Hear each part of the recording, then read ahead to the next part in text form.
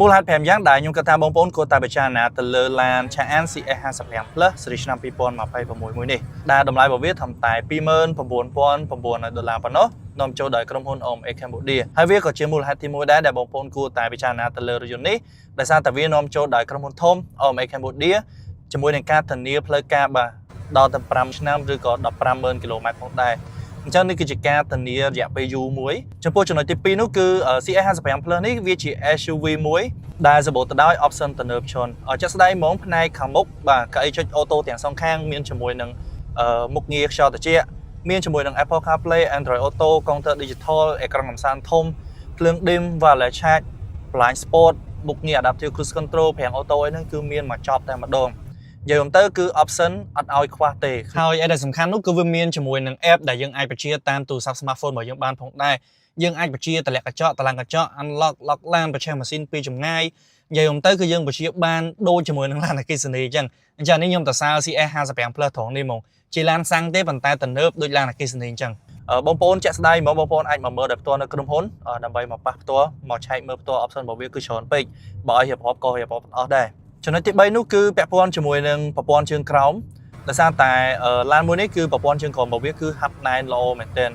ហើយឯដែលពិសេសនោះគឺយើងជិះទៅគឺ comfort ហើយបូករួមជាមួយនឹងកៅអីត្រជាក់បាទអញ្ចឹងដល់ពេលដែលយើងបើកបរទៅលើផ្លូវឆ្ងាយអីគឺវាជួយបានច្រើនមែនទែនហើយមានជាមួយនឹង adaptive cruise control មានជាមួយនឹងមុខងារចាប់គីឡូផ្លូវដូច្នេះហើយវាជួយសម្រួលយើងបានច្រើនមែនទែនពាក់ព័ន្ធជាមួយនឹងការបើកបរទៅលើផ្លូវឆ្ងាយណាចំណុចទី4នោះគឺការ design cabin ខាងក្នុងរបស់វាបាទអញ្ចឹងឡាន Chang'an CX55 Plus នេះបើទោះបីវាជាប្រភេទឡានសាំងមែនប៉ុន្តែសម្រាប់ការ design ផ្នែកខាងក្នុងរបស់វាយកមកបែបស្តៀងជាមួយនឹងឡាន Avata អញ្ចឹងសូម្បីតែអេក្រង់ផ្នែកក្តារនេះការ design តាបឡូ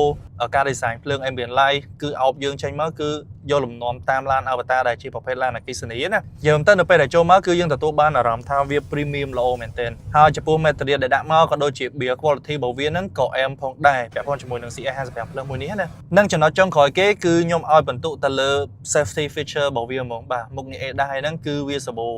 អញ្ចឹងមានច្រើនមែនទែនជាពិសេសនោះគឺមុខងារប្រាំងអូតូ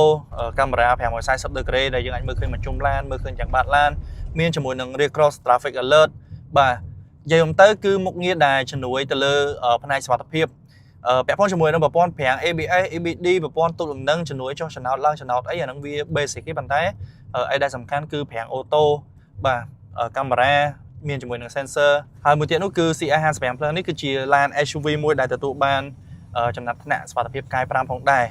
សម្រាប់ការធ្វើតេស្តសុវត្ថិភាពណាអញ្ចឹងនេះក៏ជាចំណុចដែលបងប្អូនគួរតែពិចារណាដែរបាទអញ្ចឹងនេះគឺជា5ចំណុចពី Chang'an CX55 Plus ដែលបងប្អូនគួរពិចារណាទិញវាយកមកប្រើប្រាស់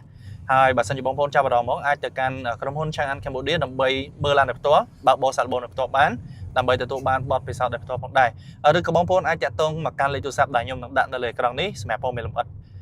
ចុះចំពោះបងប្អូនវិញយកយ៉ាងណាដែរពីឡានមួយនេះជួយ comment នៅខាងក្រោមផងហើយកុំភ្លេចចុច share វីដេអូនេះផងអរគុណ